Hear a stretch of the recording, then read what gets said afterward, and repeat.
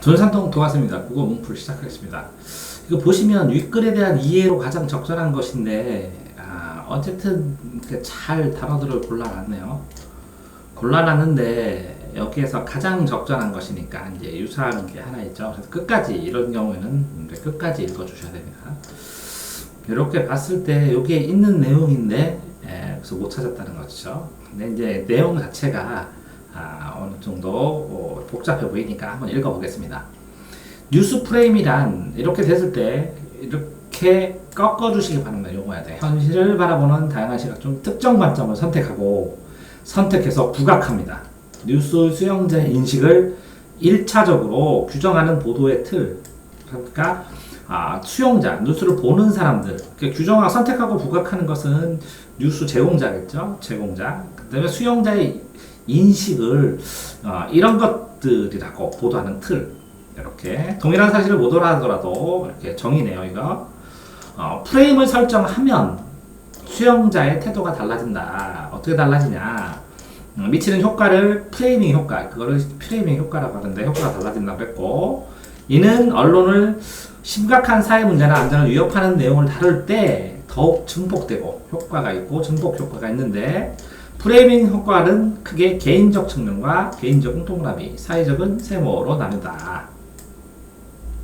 자, 이렇게 대비되는 건 동그라미 세모죠. 개인적 측면은 이론으로는 이렇게 동그라미, 부정편향성 모델이고, 여기는 프레임 설정에 따라 선택되고 강조되는 보도에 긍정적일 때보다, 그죠? 긍정적일 때보다 부정적일 때 편향된다는 거겠죠. 수용자가 더 주목한다. 어느 항공사, 이게 예를 들어서 비행기 사고가 발생하여 수용자 더 많은 관심을 기울인다. 그래서 부정적 소식을 담은 뉴스 자체를 높게 본다는 거죠. 자, 그 다음에 사회적인 측면에서는 커뮤니케이션이 증폭한다. 그러면 상호보완적인 두 가설이 있는데, 이 모델은 상호보완적입니다. 서로 이렇게 하나가 렌 가설.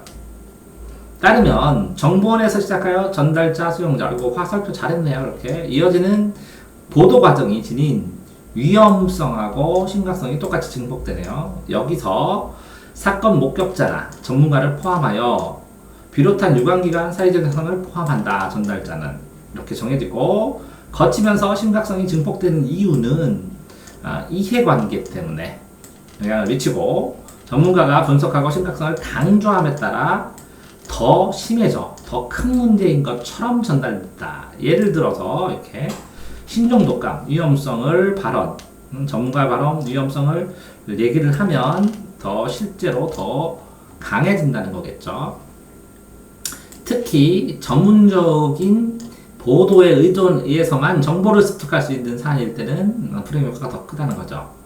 또 다른 슬로비치 가설은 수용자 간의 소통에 의해서 증폭된다, 이런 거죠. 그러면 이 가설에 따르면 집중보도, 심각성, 개인이 인지를 통해서 증폭되고, 대중의 경로를 통해서 인지를 넘어서 사회 문제가 되는 거죠. 자, 미흡함의 정보를 해석하는 단계에 이르고, 근거를 원인 제공자의 신뢰도와 부정적 이미지 강화로 이어져서 이걸 해석하면서 거꾸로 이해하기도 하나 보네요. 부정적 인지 강화가 머무는 것이 아니라 기업의 매출 감소, 집단행동, 소송, 법제 규제처럼 여러 사회적인 파장을 일으킨다는 거네요. 불매운동. 이런 것에서 언론의 문제를 보도할 때 프레임을 신중하게 선택해야 되고, 대개 언론사는 문제를 정의하고 찾아내고 원인을 따지는 것에 초점을 맞추는 진단 프레임과, 또 다른 거죠.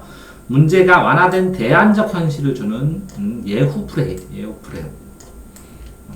중에서 완화되고 대안적인 게 아니라 진단, 현재 상황의 진단에 치중하여 보도하는 경향이 있는데, 진단과 예후를 균형 있게 해줘야 혼란을 예방할 수 있다는 것이겠죠. 자, 이렇게 읽어보니까 여기 보면 프레이밍 효과란 뉴스 수용자의 요구가 아니라 언론사가 만든 거죠. 언론의 보도 내용과 강조 지점이 달라지는 건 아니죠. 이게 프레이밍 효과는 수용자의 요구가 아니죠. 뉴스 수용자는 사회 문제에 대한 여러 분야의 해석을 접할 수 있는 심각성을 증폭하여 받아들이는 경향이 있죠. 증폭되고 공통점이네요. 여러 가지 프레이밍들의 공통점. 네, 그래서 뉴스 프레임에 대해서 읽어봤습니다.